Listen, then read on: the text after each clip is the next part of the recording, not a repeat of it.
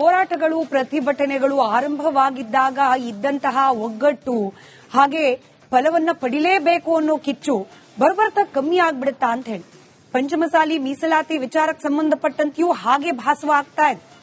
ಪಂಚಮಸಾಲಿಗಳಿಗೆ Lingayat ಪಂಚಮಸಾಲಿಗಳಿಗೆ 2A ಅಡಿಯಲ್ಲಿ ಮೀಸಲಾತಿಯನ್ನ ಕಲ್ಪಿಸಬೇಕು ಅಂತ ಹೇಳಿ ಪ್ರಾರಂಭವಾದ ಹೋರಾಟ ಪ್ರಾರಂಭವಾದ ಸಂದರ್ಭದಲ್ಲಿ ಪಕ್ಷಾತೀತವಾಗಿ ರಾಜಕೀಯ ಮುಖಂಡರು ಸ್ವಾಮೀಜಿಗಳ ಬೆಂಬಲಕ್ಕೆ ನಿಂತಿದ್ರು. ಸ್ವಾಮೀಜಿಗಳು ಕೂಡ 1-2 ಅಲ್ಲ, ಸಾಕಷ್ಟು ಸಂಖ್ಯೆಯಲ್ಲಿ ಬೇರೆ ಬೇರೆ ಮಠಗಳ ಪೀಠಾಧಿಪತಿಗಳು, ಪಂಚಮಸಾಲಿ ಸಮುದಾಯಕ್ಕೆ ಸೇರಿದ ಮಠಗಳ ಪೀಠಾಧಿಪತಿಗಳು ಕೂಡ ಈ ಹೋರಾಟದ ಭಾಗವಾಗಿದ್ರು. ಆದ್ರೆ ಬರ್ಬರ್ತಾ ಈ ಹೋರಾಟದ ಮುಖಗಳ ಸಂಖ್ಯೆ ಇಳಿಮುಖವಾಗ್ತಾ ಇದೆ.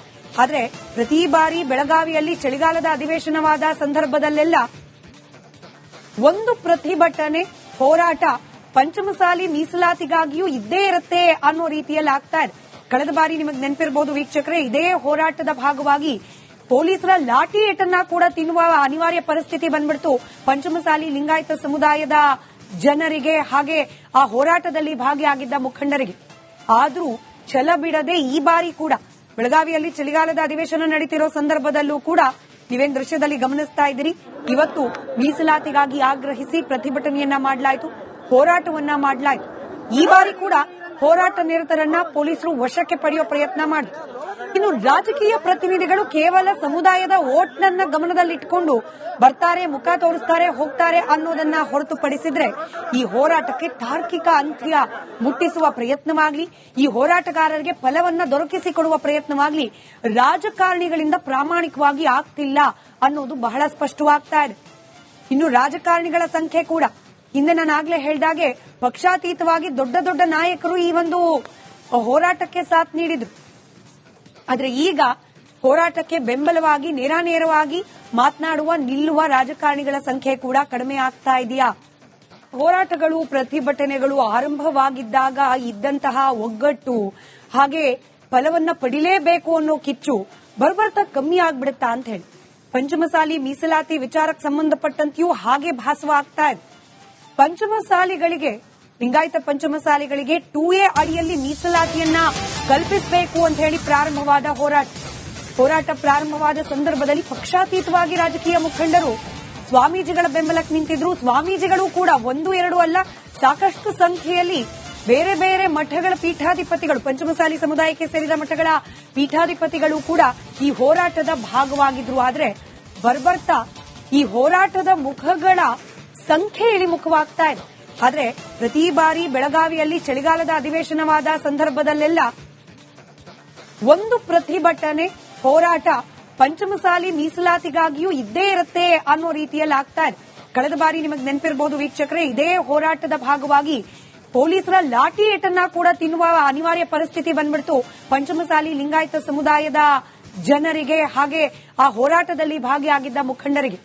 ಆದ್ರೂ ಛಲ ಬಿಡದೆ ಈ ಬಾರಿ ಕೂಡ ಬೆಳಗಾವಿಯಲ್ಲಿ ಚಳಿಗಾಲದ ಅಧಿವೇಶನ ನಡೀತಿರೋ ಸಂದರ್ಭದಲ್ಲೂ ಕೂಡ ನೀವೇನ್ ದೃಶ್ಯದಲ್ಲಿ ಗಮನಿಸ್ತಾ ಇದ್ದೀರಿ, ಇವತ್ತು ಮೀಸಲಾತಿಗಾಗಿ ಆಗ್ರಹಿಸಿ ಪ್ರತಿಭಟನೆಯನ್ನ ಮಾಡಲಾಯಿತು, ಹೋರಾಟವನ್ನ ಮಾಡಲಾಯಿತು. ಈ ಬಾರಿ ಕೂಡ ಹೋರಾಟ ನಿರತರನ್ನ ಪೊಲೀಸರು ವಶಕ್ಕೆ ಪಡೆಯುವ ಪ್ರಯತ್ನ ಮಾಡಿದ್ರು. ಇನ್ನು ರಾಜಕೀಯ ಪ್ರತಿನಿಧಿಗಳು ಕೇವಲ ಸಮುದಾಯದ ಓಟ್ನನ್ನ ಗಮನದಲ್ಲಿಟ್ಟುಕೊಂಡು ಬರ್ತಾರೆ, ಮುಖ ತೋರಿಸ್ತಾರೆ, ಹೋಗ್ತಾರೆ ಅನ್ನೋದನ್ನ ಹೊರತುಪಡಿಸಿದ್ರೆ ಈ ಹೋರಾಟಕ್ಕೆ ತಾರ್ಕಿಕ ಅಂತ್ಯ ಮುಟ್ಟಿಸುವ ಪ್ರಯತ್ನವಾಗ್ಲಿ, ಈ ಹೋರಾಟಗಾರರಿಗೆ ಫಲವನ್ನ ದೊರಕಿಸಿಕೊಡುವ ಪ್ರಯತ್ನವಾಗ್ಲಿ ರಾಜಕಾರಣಿಗಳಿಂದ ಪ್ರಾಮಾಣಿಕವಾಗಿ ಆಗ್ತಿಲ್ಲ ಅನ್ನೋದು ಬಹಳ ಸ್ಪಷ್ಟವಾಗ್ತಾ ಇದೆ. ಇನ್ನು ರಾಜಕಾರಣಿಗಳ ಸಂಖ್ಯೆ ಕೂಡ ಹಿಂದೆ ನಾನು ಆಗ್ಲೇ ಹೇಳಿದಾಗೆ ಪಕ್ಷಾತೀತವಾಗಿ ದೊಡ್ಡ ದೊಡ್ಡ ನಾಯಕರು ಈ ಒಂದು ಹೋರಾಟಕ್ಕೆ ಸಾಥ್ ನೀಡಿದ್ರು.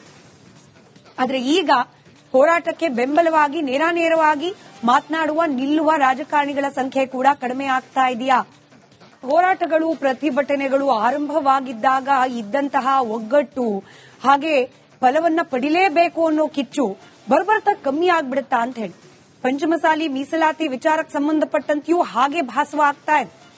ಪಂಚಮಸಾಲಿಗಳಿಗೆ ಲಿಂಗಾಯತ ಪಂಚಮಸಾಲಿಗಳಿಗೆ 2A ಅಡಿಯಲ್ಲಿ ಮೀಸಲಾತಿಯನ್ನ ಕಲ್ಪಿಸಬೇಕು ಅಂತ ಹೇಳಿ ಪ್ರಾರಂಭವಾದ ಹೋರಾಟ ಪ್ರಾರಂಭವಾದ ಸಂದರ್ಭದಲ್ಲಿ ಪಕ್ಷಾತೀತವಾಗಿ ರಾಜಕೀಯ ಮುಖಂಡರು ಸ್ವಾಮೀಜಿಗಳ ಬೆಂಬಲಕ್ಕೆ ನಿಂತಿದ್ರು. ಸ್ವಾಮೀಜಿಗಳು ಕೂಡ 1-2 ಅಲ್ಲ, ಸಾಕಷ್ಟು ಸಂಖ್ಯೆಯಲ್ಲಿ ಬೇರೆ ಬೇರೆ ಮಠಗಳ ಪೀಠಾಧಿಪತಿಗಳು, ಪಂಚಮಸಾಲಿ ಸಮುದಾಯಕ್ಕೆ ಸೇರಿದ ಮಠಗಳ ಪೀಠಾಧಿಪತಿಗಳು ಕೂಡ ಈ ಹೋರಾಟದ ಭಾಗವಾಗಿದ್ರು. ಆದ್ರೆ ಬರ್ಬರ್ತಾ ಈ ಹೋರಾಟದ ಮುಖಗಳ ಸಂಖ್ಯೆ ಇಳಿಮುಖವಾಗ್ತಾ ಇದೆ. ಆದ್ರೆ ಪ್ರತಿ ಬಾರಿ ಬೆಳಗಾವಿಯಲ್ಲಿ ಚಳಿಗಾಲದ ಅಧಿವೇಶನವಾದ ಸಂದರ್ಭದಲ್ಲೆಲ್ಲ ಒಂದು ಪ್ರತಿಭಟನೆ, ಹೋರಾಟ ಪಂಚಮಸಾಲಿ ಮೀಸಲಾತಿಗಾಗಿಯೂ ಇದ್ದೇ ಇರುತ್ತೆ ಅನ್ನೋ ರೀತಿಯಲ್ಲಿ ಆಗ್ತಾ ಇದೆ. ಕಳೆದ ಬಾರಿ ನಿಮಗೆ ನೆನಪಿರಬಹುದು ವೀಕ್ಷಕರೇ, ಇದೇ ಹೋರಾಟದ ಭಾಗವಾಗಿ ಪೊಲೀಸರ ಲಾಠಿ ಏಟನ್ನ ಕೂಡ ತಿನ್ನುವ ಅನಿವಾರ್ಯ ಪರಿಸ್ಥಿತಿ ಬಂದ್ಬಿಡ್ತು ಪಂಚಮಸಾಲಿ ಲಿಂಗಾಯತ ಸಮುದಾಯದ ಜನರಿಗೆ, ಹಾಗೆ ಆ ಹೋರಾಟದಲ್ಲಿ ಭಾಗಿಯಾಗಿದ್ದ ಮುಖಂಡರಿಗೆ. ಆದ್ರೂ ಛಲ ಬಿಡದೆ ಈ ಬಾರಿ ಕೂಡ ಬೆಳಗಾವಿಯಲ್ಲಿ ಚಳಿಗಾಲದ ಅಧಿವೇಶನ ನಡೀತಿರೋ ಸಂದರ್ಭದಲ್ಲೂ ಕೂಡ ನೀವೇನ್ ದೃಶ್ಯದಲ್ಲಿ ಗಮನಿಸ್ತಾ ಇದ್ದೀರಿ, ಇವತ್ತು ಮೀಸಲಾತಿಗಾಗಿ ಆಗ್ರಹಿಸಿ ಪ್ರತಿಭಟನೆಯನ್ನ ಮಾಡಲಾಯಿತು, ಹೋರಾಟವನ್ನ ಮಾಡಲಾಯಿತು. ಈ ಬಾರಿ ಕೂಡ ಹೋರಾಟ ನಿರತರನ್ನ ಪೊಲೀಸರು ವಶಕ್ಕೆ ಪಡೆಯುವ ಪ್ರಯತ್ನ ಮಾಡಿದ್ರು. ಇನ್ನು ರಾಜಕೀಯ ಪ್ರತಿನಿಧಿಗಳು ಕೇವಲ ಸಮುದಾಯದ ಓಟ್ನನ್ನ ಗಮನದಲ್ಲಿಟ್ಕೊಂಡು ಬರ್ತಾರೆ, ಮುಖ ತೋರಿಸ್ತಾರೆ, ಹೋಗ್ತಾರೆ ಅನ್ನೋದನ್ನ ಹೊರತುಪಡಿಸಿದ್ರೆ ಈ ಹೋರಾಟಕ್ಕೆ ತಾರ್ಕಿಕ ಅಂತ್ಯ ಮುಟ್ಟಿಸುವ ಪ್ರಯತ್ನವಾಗ್ಲಿ, ಈ ಹೋರಾಟಗಾರರಿಗೆ ಫಲವನ್ನ ದೊರಕಿಸಿಕೊಡುವ ಪ್ರಯತ್ನವಾಗ್ಲಿ ರಾಜಕಾರಣಿಗಳಿಂದ ಪ್ರಾಮಾಣಿಕವಾಗಿ ಆಗ್ತಿಲ್ಲ ಅನ್ನೋದು ಬಹಳ ಸ್ಪಷ್ಟವಾಗ್ತಾ ಇದೆ. ಇನ್ನು ರಾಜಕಾರಣಿಗಳ ಸಂಖ್ಯೆ ಕೂಡ ಹಿಂದೆ ನಾನು ಆಗ್ಲೇ ಹೇಳ್ದಾಗೆ ಪಕ್ಷಾತೀತವಾಗಿ ದೊಡ್ಡ ದೊಡ್ಡ ನಾಯಕರು ಈ ಒಂದು ಹೋರಾಟಕ್ಕೆ ಸಾಥ್ ನೀಡಿದ್ರು. ಆದ್ರೆ ಈಗ ಹೋರಾಟಕ್ಕೆ ಬೆಂಬಲವಾಗಿ ನೇರಾನೇರವಾಗಿ ಮಾತನಾಡುವ, ನಿಲ್ಲುವ ರಾಜಕಾರಣಿಗಳ ಸಂಖ್ಯೆ ಕೂಡ ಕಡಿಮೆ ಆಗ್ತಾ ಇದೆಯಾ? ಹೋರಾಟಗಳು, ಪ್ರತಿಭಟನೆಗಳು ಆರಂಭವಾಗಿದ್ದಾಗ ಇದ್ದಂತಹ ಒಗ್ಗಟ್ಟು, ಹಾಗೆ ಫಲವನ್ನ ಪಡಿಲೇಬೇಕು ಅನ್ನೋ ಕಿಚ್ಚು ಬರ್ಬರ್ತಾ ಕಮ್ಮಿ ಆಗ್ಬಿಡುತ್ತಾ ಅಂತ ಹೇಳಿ ಪಂಚಮಸಾಲಿ ಮೀಸಲಾತಿ ವಿಚಾರಕ್ಕೆ ಸಂಬಂಧಪಟ್ಟಂತೆಯೂ ಹಾಗೆ ಭಾಸವಾಗ್ತಾ ಇದೆ. ಪಂಚಮಸಾಲಿಗಳಿಗೆ, ಲಿಂಗಾಯತ ಪಂಚಮಸಾಲಿಗಳಿಗೆ 2A ಅಡಿಯಲ್ಲಿ ಮೀಸಲಾತಿಯನ್ನ ಕಲ್ಪಿಸಬೇಕು ಅಂತ ಹೇಳಿ ಪ್ರಾರಂಭವಾದ ಹೋರಾಟ ಪ್ರಾರಂಭವಾದ ಸಂದರ್ಭದಲ್ಲಿ ಪಕ್ಷಾತೀತವಾಗಿ ರಾಜಕೀಯ ಮುಖಂಡರು ಸ್ವಾಮೀಜಿಗಳ ಬೆಂಬಲಕ್ಕೆ ನಿಂತಿದ್ರು. ಸ್ವಾಮೀಜಿಗಳು ಕೂಡ 1-2 ಅಲ್ಲ, ಸಾಕಷ್ಟು ಸಂಖ್ಯೆಯಲ್ಲಿ ಬೇರೆ ಬೇರೆ ಮಠಗಳ ಪೀಠಾಧಿಪತಿಗಳು, ಪಂಚಮಸಾಲಿ ಸಮುದಾಯಕ್ಕೆ ಸೇರಿದ ಮಠಗಳ ಪೀಠಾಧಿಪತಿಗಳು ಕೂಡ ಈ ಹೋರಾಟದ ಭಾಗವಾಗಿದ್ರು. ಆದ್ರೆ ಬರ್ಬರ್ತಾ ಈ ಹೋರಾಟದ ಮುಖಗಳ ಸಂಖ್ಯೆ ಇಳಿಮುಖವಾಗ್ತಾ ಇದೆ.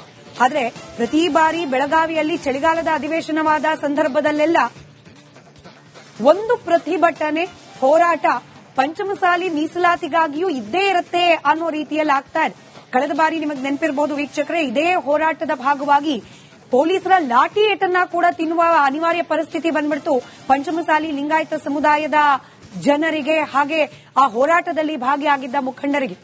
ಆದ್ರೂ ಛಲ ಬಿಡದೆ ಈ ಬಾರಿ ಕೂಡ ಬೆಳಗಾವಿಯಲ್ಲಿ ಚಳಿಗಾಲದ ಅಧಿವೇಶನ ನಡೀತಿರೋ ಸಂದರ್ಭದಲ್ಲೂ ಕೂಡ ನೀವೇನ್ ದೃಶ್ಯದಲ್ಲಿ ಗಮನಿಸ್ತಾ ಇದ್ದೀರಿ, ಇವತ್ತು ಮೀಸಲಾತಿಗಾಗಿ ಆಗ್ರಹಿಸಿ ಪ್ರತಿಭಟನೆಯನ್ನ ಮಾಡಲಾಯಿತು, ಹೋರಾಟವನ್ನ ಮಾಡಲಾಯಿತು. ಈ ಬಾರಿ ಕೂಡ ಹೋರಾಟ ನಿರತರನ್ನ ಪೊಲೀಸರು ವಶಕ್ಕೆ ಪಡೆಯುವ ಪ್ರಯತ್ನ ಮಾಡಿದ್ರು.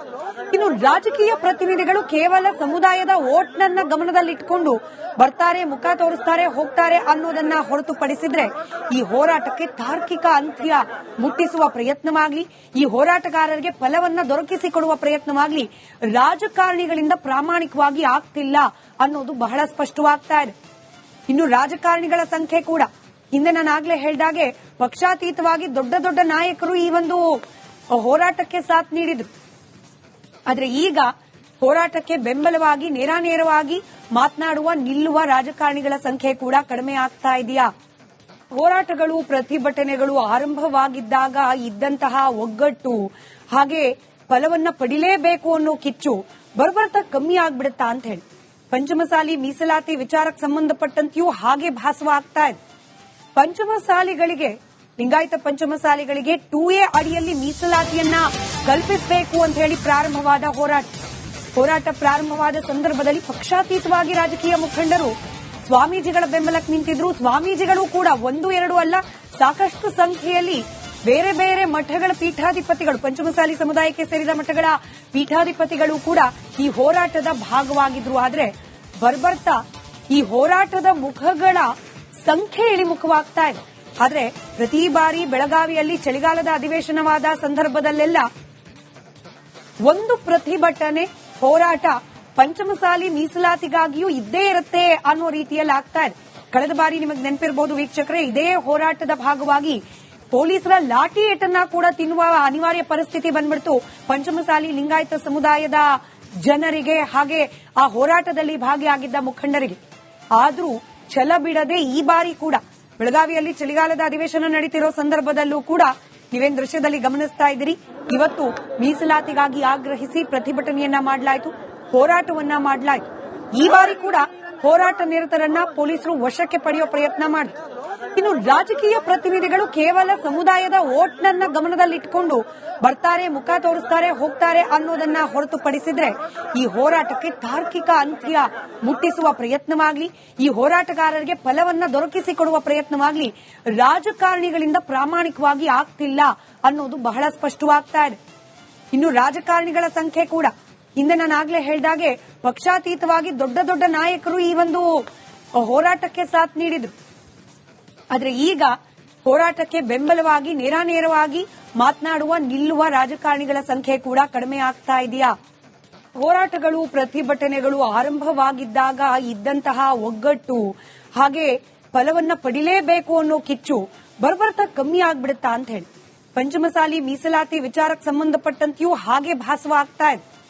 ಪಂಚಮಸಾಲಿಗಳಿಗೆ, ಲಿಂಗಾಯತ ಪಂಚಮಸಾಲಿಗಳಿಗೆ 2A ಅಡಿಯಲ್ಲಿ ಮೀಸಲಾತಿಯನ್ನ ಕಲ್ಪಿಸಬೇಕು ಅಂತ ಹೇಳಿ ಪ್ರಾರಂಭವಾದ ಹೋರಾಟ ಪ್ರಾರಂಭವಾದ ಸಂದರ್ಭದಲ್ಲಿ ಪಕ್ಷಾತೀತವಾಗಿ ರಾಜಕೀಯ ಮುಖಂಡರು ಸ್ವಾಮೀಜಿಗಳ ಬೆಂಬಲಕ್ಕೆ ನಿಂತಿದ್ರು. ಸ್ವಾಮೀಜಿಗಳು ಕೂಡ 1-2 ಅಲ್ಲ, ಸಾಕಷ್ಟು ಸಂಖ್ಯೆಯಲ್ಲಿ ಬೇರೆ ಬೇರೆ ಮಠಗಳ ಪೀಠಾಧಿಪತಿಗಳು, ಪಂಚಮಸಾಲಿ ಸಮುದಾಯಕ್ಕೆ ಸೇರಿದ ಮಠಗಳ ಪೀಠಾಧಿಪತಿಗಳು ಕೂಡ ಈ ಹೋರಾಟದ ಭಾಗವಾಗಿದ್ರು. ಆದ್ರೆ ಬರ್ಬರ್ತಾ ಈ ಹೋರಾಟದ ಮುಖಗಳ ಸಂಖ್ಯೆ ಇಳಿಮುಖವಾಗ್ತಾ ಇದೆ. ಆದ್ರೆ ಪ್ರತಿ ಬಾರಿ ಬೆಳಗಾವಿಯಲ್ಲಿ ಚಳಿಗಾಲದ ಅಧಿವೇಶನವಾದ ಸಂದರ್ಭದಲ್ಲೆಲ್ಲ ಒಂದು ಪ್ರತಿಭಟನೆ, ಹೋರಾಟ ಪಂಚಮಸಾಲಿ ಮೀಸಲಾತಿಗಾಗಿಯೂ ಇದ್ದೇ ಇರುತ್ತೆ ಅನ್ನೋ ರೀತಿಯಲ್ಲಿ ಆಗ್ತಾ ಇದೆ. ಕಳೆದ ಬಾರಿ ನಿಮಗೆ ನೆನಪಿರಬಹುದು ವೀಕ್ಷಕರೇ, ಇದೇ ಹೋರಾಟದ ಭಾಗವಾಗಿ ಪೊಲೀಸರ ಲಾಠಿ ಏಟನ್ನ ಕೂಡ ತಿನ್ನುವ ಅನಿವಾರ್ಯ ಪರಿಸ್ಥಿತಿ ಬಂದ್ಬಿಡ್ತು ಪಂಚಮಸಾಲಿ ಲಿಂಗಾಯತ ಸಮುದಾಯದ ಜನರಿಗೆ, ಹಾಗೆ ಆ ಹೋರಾಟದಲ್ಲಿ ಭಾಗಿಯಾಗಿದ್ದ ಮುಖಂಡರಿಗೆ. ಆದ್ರೂ ಛಲ ಬಿಡದೆ ಈ ಬಾರಿ ಕೂಡ ಬೆಳಗಾವಿಯಲ್ಲಿ ಚಳಿಗಾಲದ ಅಧಿವೇಶನ ನಡೀತಿರೋ ಸಂದರ್ಭದಲ್ಲೂ ಕೂಡ ನೀವೇನ್ ದೃಶ್ಯದಲ್ಲಿ ಗಮನಿಸ್ತಾ ಇದ್ದೀರಿ, ಇವತ್ತು ಮೀಸಲಾತಿಗಾಗಿ ಆಗ್ರಹಿಸಿ ಪ್ರತಿಭಟನೆಯನ್ನ ಮಾಡಲಾಯಿತು, ಹೋರಾಟವನ್ನ ಮಾಡಲಾಯಿತು. ಈ ಬಾರಿ ಕೂಡ ಹೋರಾಟ ನಿರತರನ್ನ ಪೊಲೀಸರು ವಶಕ್ಕೆ ಪಡೆಯುವ ಪ್ರಯತ್ನ ಮಾಡಿದ್ರು. ಇನ್ನು ರಾಜಕೀಯ ಪ್ರತಿನಿಧಿಗಳು ಕೇವಲ ಸಮುದಾಯದ ಓಟ್ನನ್ನ ಗಮನದಲ್ಲಿಟ್ಟುಕೊಂಡು ಬರ್ತಾರೆ, ಮುಖ ತೋರಿಸ್ತಾರೆ, ಹೋಗ್ತಾರೆ ಅನ್ನೋದನ್ನ ಹೊರತುಪಡಿಸಿದ್ರೆ ಈ ಹೋರಾಟಕ್ಕೆ ತಾರ್ಕಿಕ ಅಂತ್ಯ ಮುಟ್ಟಿಸುವ ಪ್ರಯತ್ನವಾಗ್ಲಿ, ಈ ಹೋರಾಟಗಾರರಿಗೆ ಫಲವನ್ನ ದೊರಕಿಸಿಕೊಡುವ ಪ್ರಯತ್ನವಾಗ್ಲಿ ರಾಜಕಾರಣಿಗಳಿಂದ ಪ್ರಾಮಾಣಿಕವಾಗಿ ಆಗ್ತಿಲ್ಲ ಅನ್ನೋದು ಬಹಳ ಸ್ಪಷ್ಟವಾಗ್ತಾ ಇದೆ. ಇನ್ನು ರಾಜಕಾರಣಿಗಳ ಸಂಖ್ಯೆ ಕೂಡ ಹಿಂದೆ ನಾನಾಗ್ಲೇ ಹೇಳ್ದಾಗೆ ಪಕ್ಷಾತೀತವಾಗಿ ದೊಡ್ಡ ದೊಡ್ಡ ನಾಯಕರು ಈ ಒಂದು ಹೋರಾಟಕ್ಕೆ ಸಾಥ್ ನೀಡಿದ್ರು. ಆದ್ರೆ ಈಗ ಹೋರಾಟಕ್ಕೆ ಬೆಂಬಲವಾಗಿ ನೇರಾನೇರವಾಗಿ ಮಾತನಾಡುವ ನಿಲ್ಲುವ ರಾಜಕಾರಣಿಗಳ ಸಂಖ್ಯೆ ಕೂಡ ಕಡಿಮೆ ಆಗ್ತಾ ಇದೆಯಾ?